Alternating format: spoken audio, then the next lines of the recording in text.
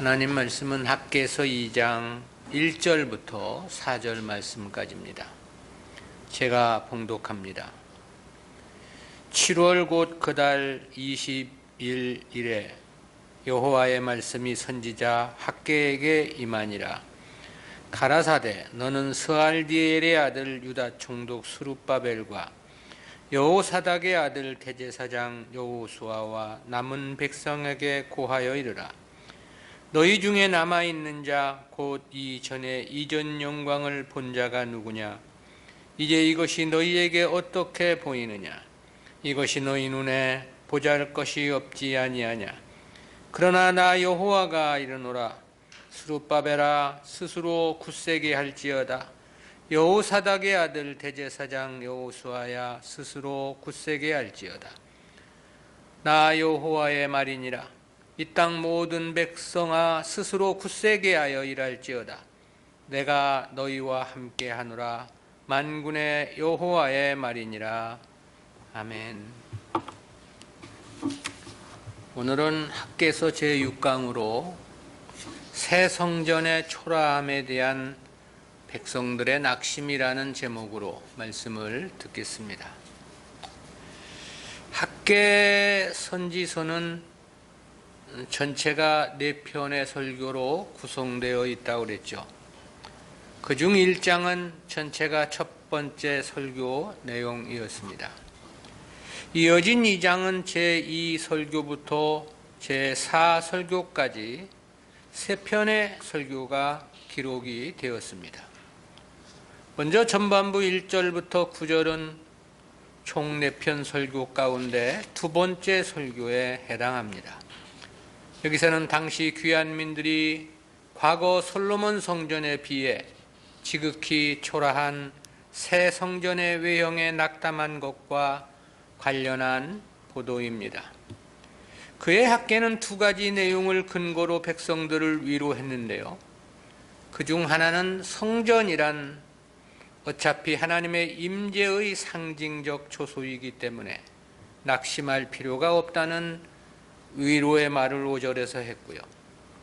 다른 하나는 새 성전이 비록 초라할지라도 과거 솔로몬 성전에 임한 하나님의 영광에 비길 수 없을 만큼 새 성전에 큰 하나님의 영광이 임할 것이라는 약속이 6절부터 9절까지에 주어지고 있습니다. 이어 중반부인 10절부터 19절은 세 번째 설교로서 성전 공사가 재개된 지 약 3개월 정도 진행된 때 주어진 말씀입니다. 여기서는 1차적으로 과거 성전 공사가 중단되고 16년 동안 자기 일에만 몰두하며 살았던 삶을 회고한 내용입니다. 아울러 이제 하나님 말씀에 순종하여 성전 건축을 재개한 백성들에게 하나님의 축복을 약속한 내용입니다. 끝으로 후반부인 20절부터 23절은 마지막 네 번째로 이는 세 번째 설교를 했던 동일한 날에 주어진 설교입니다. 이전의 세 번의 설교는 모두 성전 재건을 중심으로 이루어진 설교였습니다. 그러나 마지막 이 네 번째 설교는 매우 짧지만 열강에 대한 심판과 선민의 회복에 대해서 예언한 내용입니다. 근데 이러한 2장은 강의를 해야 하는 범위상 5으로 구분해서 살펴보겠는데요. 그중 두 번째 설교의 첫 번째 대지인 본 단락은 구속사적 교훈까지 크게 셋으로 구분해서 살펴보겠습니다. 첫 번째는 두 번째 설교의 시점과 수신자 표기입니다. 학개 선지자는 다른 선지자들에 비해서 비교적 계시에 대한 정확한 시간적 배경을 잘 기록해주고 있습니다. 이 두 번째 설교의 메시지가 자신에게 임한 시점과 그 메시지의 궁극적 수신자를 밝힌 1절, 2절은 내용이 셋으로 요약이 됩니다. 첫 번째는 두 번째 하나님 말씀이 임한 시점입니다. 이에 대해 1절 상반절에서 7월 곧 그달 20일 1일에 그랬죠. 학개 선지자는 두 번째 하나님의 말씀이 임한 시점을 7월 21일이라고 기록을 했습니다. 그렇다면 이때는 성전 건축이 시작되었던 다리오 왕 2년 6월 24일부터 약 27일 정도 지난 시점입니다. 이때는 태양력으로는 BC 520년 10월 17일이 됩니다. 때문에 구약의 3대 절기 가운데 하나였던 초막절의 마지막 날에 해당하는 날입니다. 초막절은 과거 출애굽 이후 광야에서 베푸신 하나님의 은혜를 기억하며 지킨 절기이죠. 이는 7월 10일 대속죄일을 지킨 후 7월 15일부터 7일 동안 지켰던 절기였습니다. 이때는 거의 가을 추수가 끝나갈 무렵이었고요.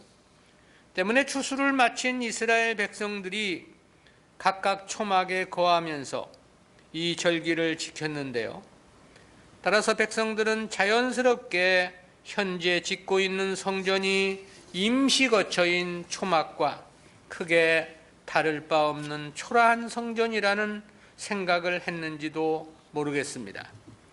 바로 그 시점 초막절 마지막 날에 하나님은 학개를 통해 완공될 성전이 그 이전의 성전의 영광보다 훨씬 더 클 것이라는 놀라운 뜻을 알려주셨던 것입니다.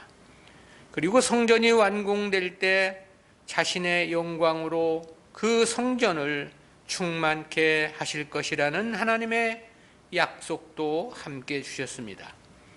따라서 이스라엘 백성들은 이러한 미래의 영광스러운 날을 소망했을 것으로 보입니다. 아울러 현재는 힘들고 심히 어려움이 있다 하더라도 성전 건축을 기쁨으로 감당하며 새로운 하나님에 대한 헌신과 드림을 가고 결단했을 것이란 생각도 해봅니다. 시작한 성전 재건이 특별히 순조롭게 진행되었고 마무리가 되었기 때문입니다. 두 번째는 하나님의 말씀의 제1차 수신자인데요. 이에 대해서 1절 하반절에서 여호와의 말씀이 선지자 학개에게 임하니라 그랬죠. 1절의 첫 단어는 이만이라로 번역된 하야라는 단어입니다. 이는 본래 존재를 나타내는 단어인데요. 그런데 본문에서는 이 단어가 여호와의 말씀을 목적으로 취하고 있습니다. 구약 성경에서 이 같은 표현은 일반적으로 그 말씀이 임했다라는 의미로 이해를 하는데요. 그런데 본문에서는 그 말씀이 학개의 손에 임한 것으로 그렇게 묘사해 주고 있죠. 이는 하나님께서 학개를 당신의 말씀을 전하는 통로로 삼으셨음을 나타내 준 것입니다. 하나님은 특별한 경우를 제외하고는 당신의 백성들에게 하나님의 뜻을 전하실 때 이처럼 사람을 통해서 전달하는 방법을 사용하셨던 것입니다. 그러나 학개가 말씀 선포의 수단이며 통로가 되었다는 것은 단지 기계적으로 하나님의 뜻을 전했다는 그런 뜻은 아닙니다. 하나님은 언제나 인간 선지자의 인격과 신앙과 감정과 지식 등을 최대한 활용토록 허용을 하십니다. 그것은 성경의 기록도 역시 마찬가지입니다. 선택받은 자의 지정의 모두를 활용케 해서 하나님 말씀을 전달토록 도우시는 거죠. 그래서 이러한 성경 기록 방법을 유기적 영감설이라 그렇게 말하기도 합니다. 세 번째는 하나님 말씀의 궁극적 수신자입니다. 이에 대해서 2장 2절에서 그렇게 말했죠. 너는 스알디엘의 아들 유다 총독 스룹바벨과 여호사닥의 아들 대제사장 여호수아와 남은 백성에게 고하여 이르라 그랬습니다. 앞선 1절에서는 두 번째 예언이 주어진 시점과 하나님 말씀이 선지자 학개를 통해서 전달되었음을 기록한 내용이었죠. 근데 본문은 학개에게 임한 말씀의 궁극적 수신자가 누구인가를 밝혀준 내용입니다. 여기서도 스룹바벨과 여호수아가 1장 1절이나 1장 12절과 마찬가지로 백성들의 대표로서 진술이 되었습니다. 그리고 앞에 두 경우와 마찬가지로 학개는 저들의 가문의 배경을 밝혀주고 있는데요. 거듭되는 이와 같은 표현은 스룹바벨이 유다의 왕통을 이은 총독으로서의 자격에 합당한 자라는 인정의 표시라고 말할 수 있겠습니다. 그리고 여호수아는 정통 대제사장 가문 출신임을 강조하기 위함으로 보이고요. 이 스룹바벨은 제1차 포로 귀환자들을 이끌고 귀환했던 당시 지도자였습니다. 그리고 여호수아는 사독 계열의 대제사장으로서 역시 성전 건축에 구심적 역할을 한 대표 지도자였습니다. 특히 저는 장차 오실 메시아를 예표하는 인물로도 제시되고 있습니다. 한편 학개의 첫 번째 설교의 수신자는 스룹바벨과 여호수아였죠. 그리고 두 번째 설교에서는 그들을 포함하여 남은 백성들이 추가되었습니다.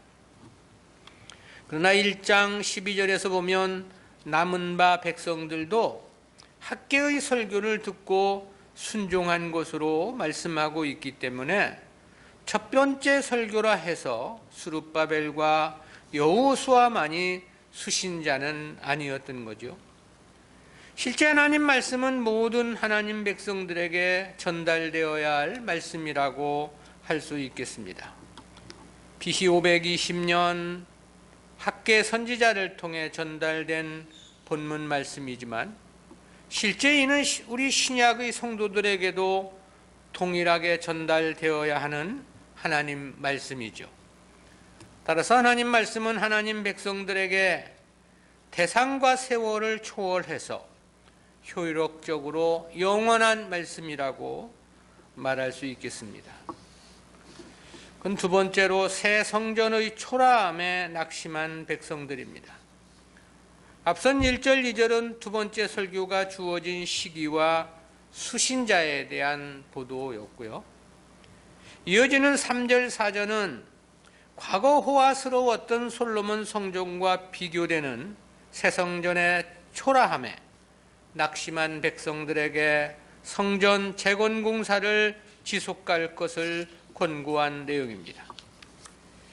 현재 세우고 있는 새 성전의 기초는 솔로몬 성전이 바벨론에 의해 회파된 지 정확히 50년이 지난 시점에 이루어졌습니다.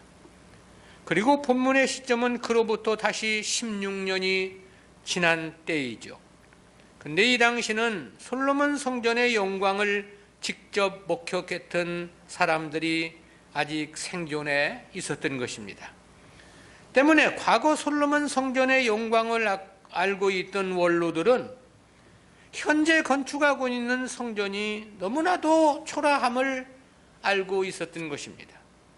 이들은 16년 전 성전의 기초를 놓을 때도 그 초라함에 대성통곡한 바 있음을 에스라서 3장 12절에서 밝혀주고 있죠.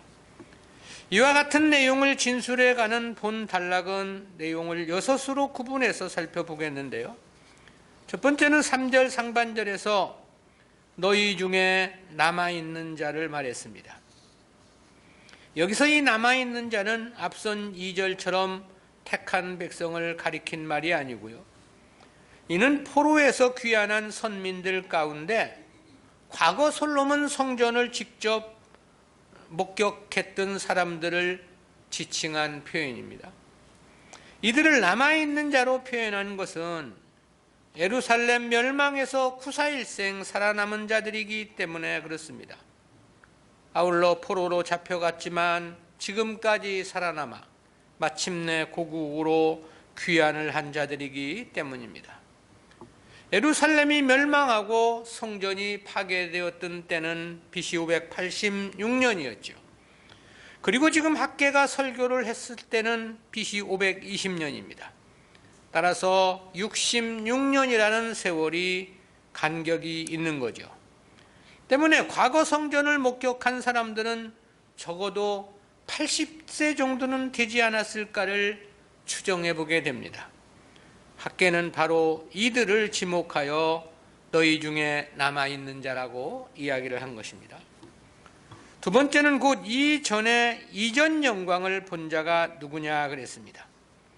이 문장에서 앞서 언급된 이전이라는 말은 과거 66년 전에 완전히 파괴되었던 솔로몬 성전을 지칭한 표현이고요. 그리고 뒤에 언급된 이전으로 번역된 히브리어 하리쇼는 시간적으로 가장 앞선 상태를 나타내는 단어입니다. 이는 솔로몬 성전이 역사상 최초로 지어졌다는 것을 의미하는 건데요. 그리고 영광으로 번역된 삐게보드의 원형 이 카보드는 무거운 상태를 의미하는 어원에서 유래해서 중요한 것이나 또는 존귀함이나 영광을 나타내는 의미를 갖습니다. 본문에서는 이 단어에 무엇 안에라는 의미의 전치사 빼가 북이 되어서 영광 중에 있는 성전의 면모를 강조하고 있습니다.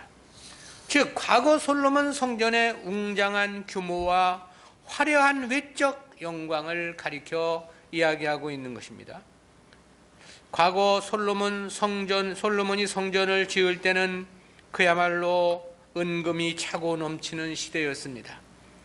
다윗이 하나님 성전에 드린 금만 10만 3천 달란트라고 말씀하고 있고요.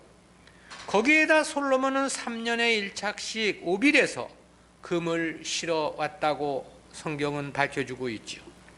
얼마나 그 시대 금이 흔했는지 솔로몬의 보좌는 물론이고 음식을 담아먹는 모든 그릇이 다 금그릇이었다고 말씀하고 있죠.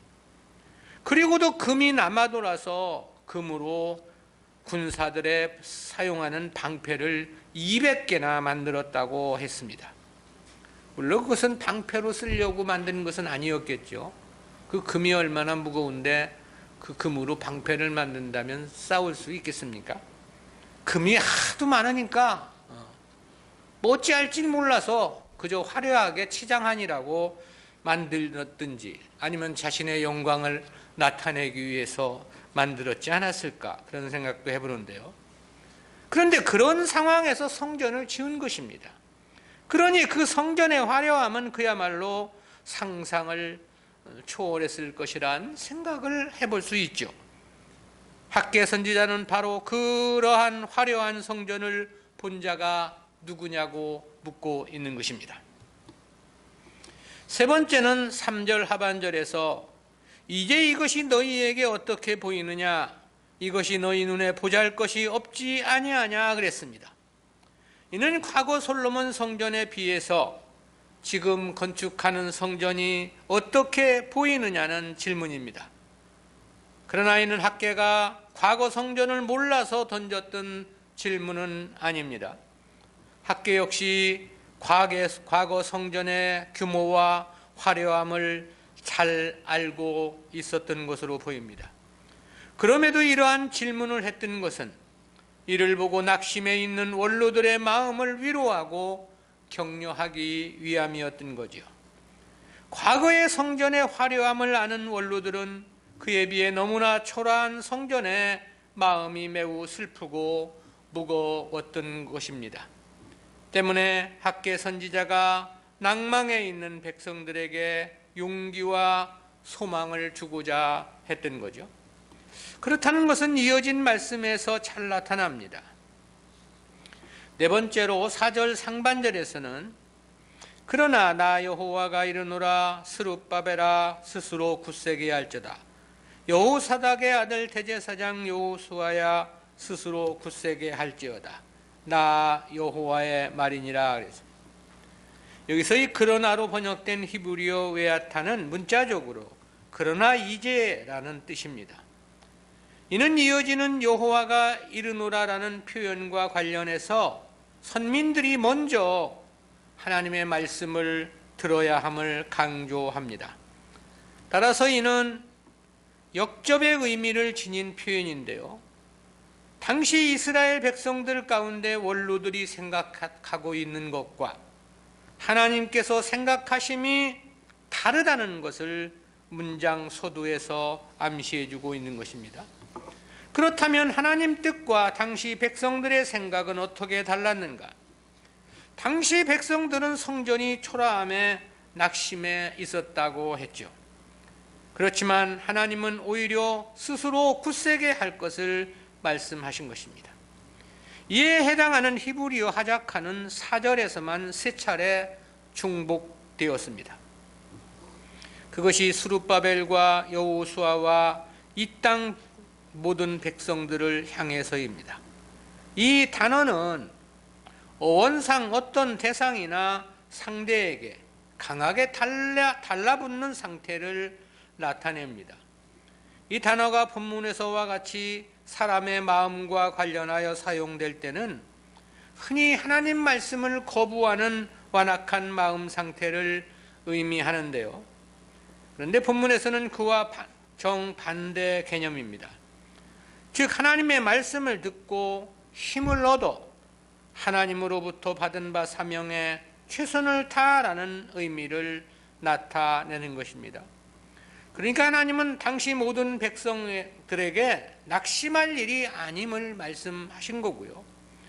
오직 성전 재건에만 최선을 다할 것을 권면한 말씀이라고 할 수 있겠습니다. 다섯째는 4절 중반절에서 이 땅 모든 백성아 스스로 굳세게 하여 일할지어다 그랬습니다. 여기서의 이 땅 모든 백성은 현재 약속의 땅에 귀환한 선민 모두를 지칭한 표현이죠.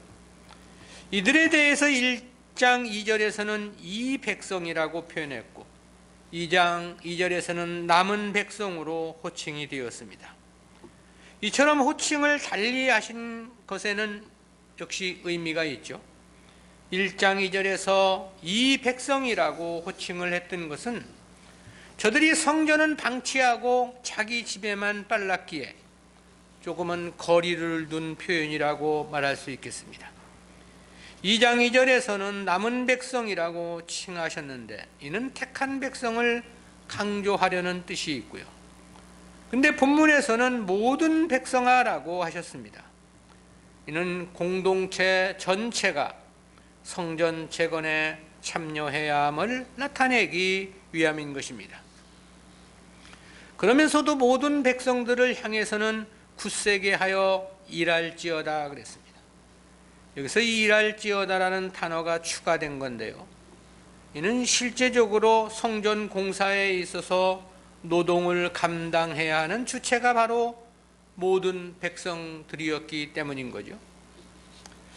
여섯째는 4절 하반절에서 내가 너희와 함께하노라 만군의 여호와의 말이니라 그랬습니다. 이 4절 하반절은 이유 접속사 키라는 단어로 시작을 합니다. 왜 모든 백성들이 마음을 굳게 하여 성전을 건축해야 하는지 그 이유를 말씀하신 건데요. 하나님께서 함께 하시기 때문이라고 말씀한 겁니다. 이 하나님이 함께 해주신다는 말씀에는 수많은 의미들이 그 안에 함축되어 있습니다. 가장 먼저는 낙심할 이유가 없다는 것이 담겨 있겠죠. 또한 모든 것을 하나님께서 책임져 주실 것이라는 언약도 함축되어 있습니다. 특별히 만군의 여호와란 호칭에는 보다 이와 같은 의미가 뚜렷한 것입니다. 왜냐하면 만군의 여호와란 온 천하를 주권으로 다스리시는 하나님을 나타내는 칭호이기 때문입니다. 그러니 더 이상 그 어떤 대상이나 어떤 상황이나 어떤 형편일지라도 염려할 것은 없는 거지요. 그랬기에 당시 귀한민들은 그 어려운 환경에서도 성전 재건에 온 힘을 기울였던 것으로 보입니다. 그리고 4년여의 힘든 과정이었지만 거뜬히 성전 재건을 마칠 수 있었던 것으로 보입니다. 역시 만군의 하나님의 함께해 주심이 있었기 때문일 것임은 너무나도 분명한 사실이겠죠. 우리는 이와 같은 말씀을 통해서 두 가지 구속사적인 교훈을 생각해 봅니다.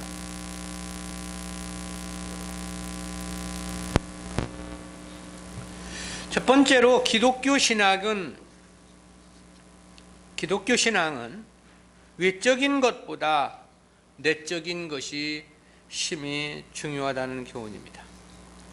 그것은 재건되는 성전의 초라함에 낙심한 귀한 민들과 이를 격려하는 하나님의 말씀을 통해서 깨닫는 교훈입니다.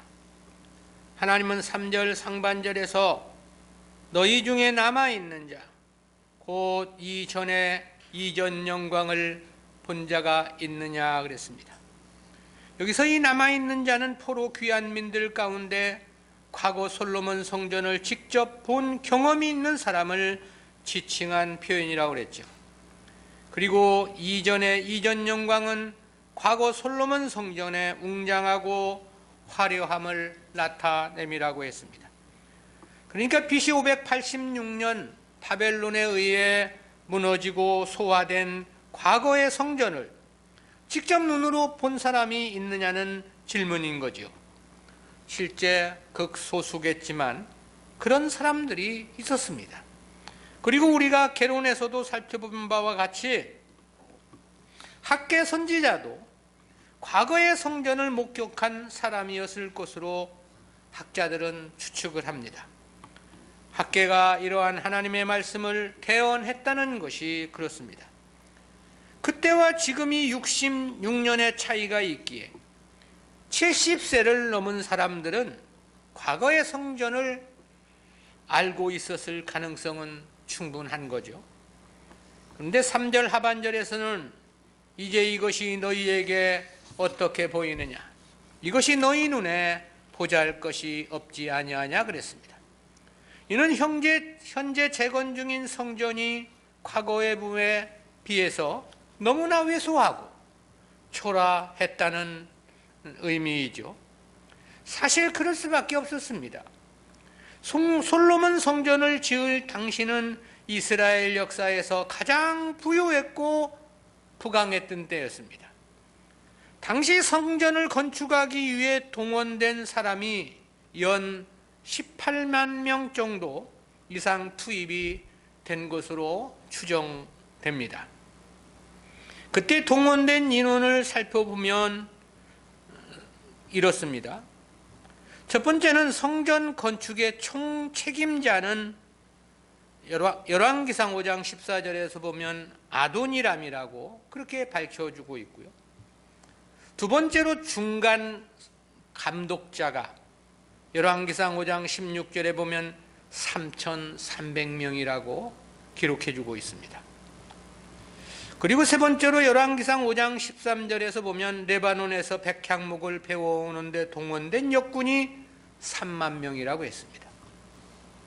네 번째로는 열왕기상 5장 15절에서는 담꾼이 7만 명이고 돌을 뜨는 자가 8만 명이라고 했습니다. 이를 총 합치면 18만 3,301명이 되는데요. 근데 현재 바벨론에서 귀환한 귀환민들은 남녀노소 모두 합쳐도 겨우 5만 명 정도밖에 안 되는 적은 소수였다는 거죠. 그리고 솔로몬 성전은 그 많은 인원이 동원되었음에도 불구하고 7년에 걸쳐 완성이 되는 것을 볼 수 있습니다. 그런데 이 제2성전은 소수의 인원으로 4년에 걸쳐 완성이 된 것입니다. 따라서 가히 솔로몬 성전과 현재 건축되는 스룹바벨 성전은 비교할 수 없을 만큼 초라할 수밖에 없는 것은 어쩔 수 없는 일이었다라는 거죠. 때문에 당시 귀한민 원로들을 중심으로 크게 낙심한 마음이었던 것으로 보이죠. 그렇지만 하나님은 4절 상반절에서 그러나 나 여호와가 이르노라. 스룹바벨아 스스로 굳세게 할지어다. 여호사닥의 아들 대제사장 여호수아야 스스로 굳세게 할지어다. 나 여호와의 말이니라 그랬습니다. 하반절에서는 내가 너희와 함께하노라. 만군의 여호와의 말이니라 그랬습니다. 한마디로 성전의 규모가 작은 것은 중요하지 않다는 거죠. 성전의 초라함은 결코 문제가 되지 않는다는 말씀인 것입니다. 비록 비교 불가능할 만큼 초라하고 보잘것은 없지만 하나님께서 함께해 주실 것을 말씀하신 것입니다. 즉 기독교 신앙이란 외적인 것에 크게 중요하지 않다는 말씀인 거죠. 진짜 중요한 것은 내적 신앙에 있음을 말씀한 것입니다. 이러한 원리는 성경 도처에서 밝혀주고 있죠. 누가복음 21장에서는 부자가 넣은 많은 헌금보다 과부의 2렙돈을 가장 많은 헌금이라고 주님은 평가하셨습니다. 마태복음 20장에서는 포도원 품꾼의 비유에서 이른 아침부터 일을 한 사람과 저녁 늦게 들어와 겨우 1시간만 일을 한 사람을 비교하기도 하셨죠. 그리고 결론에서 먼저 된 자 나중되고 나중된 자 먼저됨을 말씀하셨습니다. 무슨 뜻인가? 하나님은 외적인 모양이나 상태를 중시 보지 않으신다는 뜻입니다. 무엇보다 성도의 중심을 보신다는 거죠. 그것은 교회도 마찬가지입니다. 하나님은 어떤 교회가 큰가를 보고 평가하시는 것이 아닙니다. 어느 교회가 성도가 많은가를 보고 평가하는 게 결코 아닙니다. 신령과 진정으로 예배하는 교회를 중시 보시는 거죠. 우리가 외적인 모양보다 심령의 진실함에 보다 크게 마음을 써야 하는 이유입니다. 사람 앞에 어떻게 보이느냐는 문제보다 하나님 앞에 어떻게 보이느냐는 것에 더욱 마음을 써야 하는 거죠. 기독교 신앙의 핵심적인 요소는 외적에 있는 것이 아니기 때문입니다. 내적인 중심의 문제가 그 핵심이기 때문에 그런 거죠. 우리가 작년 10월 달에 총회를 세웠는데 고작 해야 전부 해야 몇 명이나 되겠냐고 사람들은 손가락질을 할 수도 있을지 모르겠습니다. 보통 한국의 총회하면 교회가 몇백 교회, 큰 총회는 몇천 교회가 되죠. 그럼 우리는 그게 총회냐고 이렇게 노예보다도 작지 않느냐 이렇게 말할 수 있을지 모르는데 중요한 건 외적인 것이 아니다라는 것입니다. 교회도 마찬가지입니다.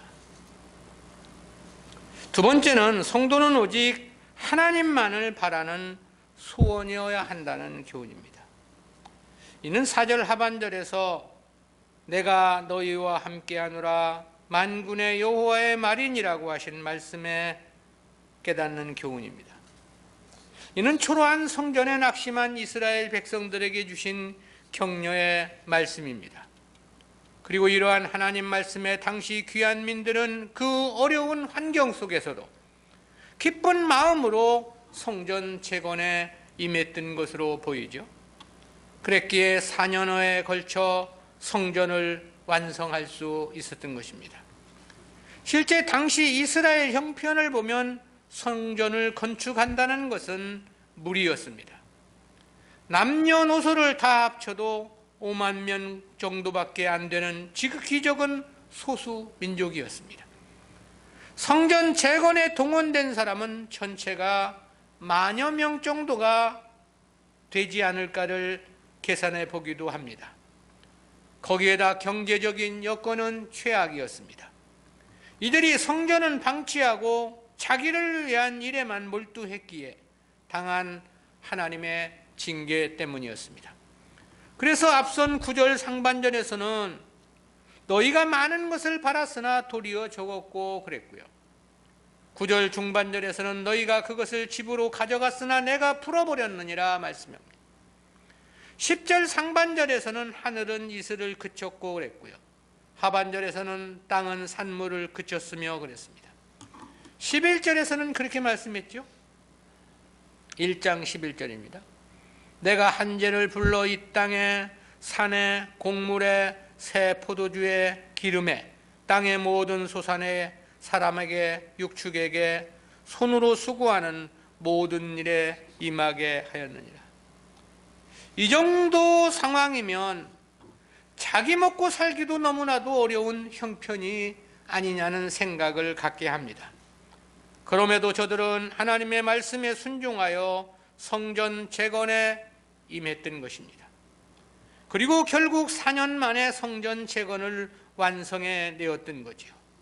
그 결과 예루살렘의 70년 황폐라는 하나님의 말씀의 예언도 성취되게 되었던 거죠. 실로 기적 같은 역사라고 말할 수 있습니다. 어떻게 그 어려움 속에서 가족의 생계를 책임지며 성전을 건축할 수 있었을까? 가족들을 챙기기만도 벅찬 형편이 아니었냐라는 것입니다. 그럼에도 어떻게 4년 동안이나 성전 재건에 동원되면서 살아남을 수 있었느냐는 거죠.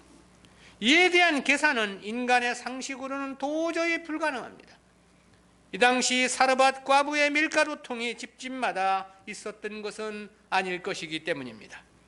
그렇다고 광야에서처럼 날마다 만나를 내려주신 것도 아니었습니다.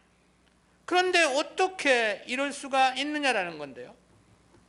여기서 우리가 생각할 수 있는 답변은 오직 하나입니다. 그것이 곧 하나님의 함께 주심인 거죠. 즉 만군의 여호와께서 함께 주셨다는 것 말고 다른 설명은 불가능하다라는 거죠.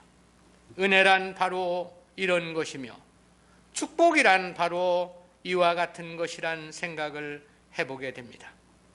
이 문제와 관련하여 스가랴 선지자도 그렇게 증언한 바 있습니다. 스가랴서 4장 10절입니다. 이 작은 일의 날이라고 멸시하는 자가 누구냐? 이 일곱은 온 세상에 두루 행하는 여호와의 눈이라. 다림줄이 스룹바벨의 손에 있음을 보고 기뻐하리라. 여기서의 말씀한 이 작은 일의 날은 성전 재건을 착수한 바로 그날을 가리킵니다. 즉 이는 누가 이 성전이 초라하다고 낙심하느냐는 질문입니다. 그리고 이 일곱은 온 세상에 두루 행하는 여호와의 눈이라고 했습니다. 이는 온 세상 모든 일들을 감찰하시며 주관하시는 하나님의 천지천능하신 지혜와 능력을 나타낸 표현입니다. 즉 하나님께서 보고 계시고 알고 계시니 걱정하거나 낙심할 일이 아님을 말씀하신 거죠. 오늘날 교회들은 하나님을 원해서 하나님을 찾는 것은 사실 아니죠. 세상 것을 얻기 위한 수단으로 하나님이 필요할 뿐인 것입니다. 오늘날 성도들은 하나님을 사랑하여 하나님의 이름을 부르는 것이 아닙니다. 자기 육신의 것, 자기 소원 이루려는 욕심에서 하나님의 이름을 부를 뿐인 거죠. 그러나 진정한 성도는 다른 것을 원하는 것이 아닙니다. 오직 하나님만을 바라고 원하는 거죠. 하나님만으로 만족하고 그래서 하나님을 영화롭게 하기 위해 하나님을 찾는 것입니다. 단지 하나님만을 사랑하고 그래서 하나님을 위해 드리고 헌신하고자 하나님의 이름을 부르는 것이다라는 거죠. 세상에서의 어떤 대가를 바래서가 아닌 것입니다. 그저 사랑하기에, 그저 감사하기에 하나님의 이름을 부르는 단 하나의 이유인 것입니다. 우리의 신앙이 바로 이와 같아야 합니다. 이것이 순수한 신앙이며 하나님 백성들이 취할 마땅한 자세인 것입니다. 그래서 시편 기자는 그렇게 고백한 바 있죠. 시편 84편 10절입니다. 주의 궁정에서 한 날이 다른 곳에서 첫날보다 나은즉 악인의 장막의 거함보다 하나님 문지기로 있는 것이 좋사옵니다. 무엇을 바래서 하나님을 사모하는 것이 아니고 그 길이 힘들고 고통스러워도 자신은 하나님 백성으로 살기 원해서 하나님을 찾는다. 바울도 그렇게 말했습니다. 골로새서 1장 24절입니다. 내가 이제 너희를 위하여 받는 괴로움을 기뻐하고 그리스도의 남은 고난을 그의 몸된 교회를 위하여 내 육체에 채우노라. 모두가 자기 세상 때문에 하나님을 찾는 것이 아니라는 거죠. 오직 하나님을 위함인 것입니다. 우리가 이와 같은 신앙을 목표 삼아야 하고 이 같은 성숙한 신앙으로의 자기 변화를 이루어 가야 하는 것입니다. 처음 중국에 선교를 시작할 때는 정말 교회가 아무것도 없어가지고 어떻게 할 수 없는 그 상황이었습니다. 당시에 IMF를 맞아가지고 교회들은 다 어려움에 처하고 선교 의문이 더 이상 할 수 없을 정도로 어려움을 당하는데, 그 선교사 한 분이, 중국에 선교를 했던 분이 나보고 그 선교를 맡아달라고 해서 내가 그 선교를 맡을 수가 없다. 나 역시 가진 것이 없고 교회가 그런데, 근데 제 마음속에 그게 아무리 어려워도 누군가는 해야 하는 일이라는 생각을 했습니다. 그래서 결국은 맡게 됐는데,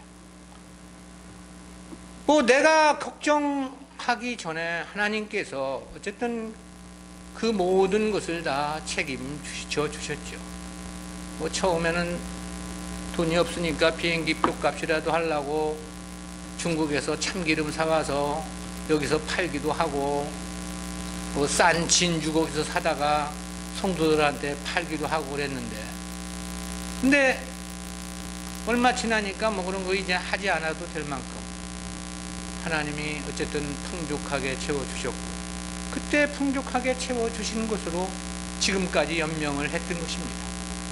지금은 이제는 어떻게 하는가? 그 과정 속에서도 많은 어떤 생각들이 있었어요.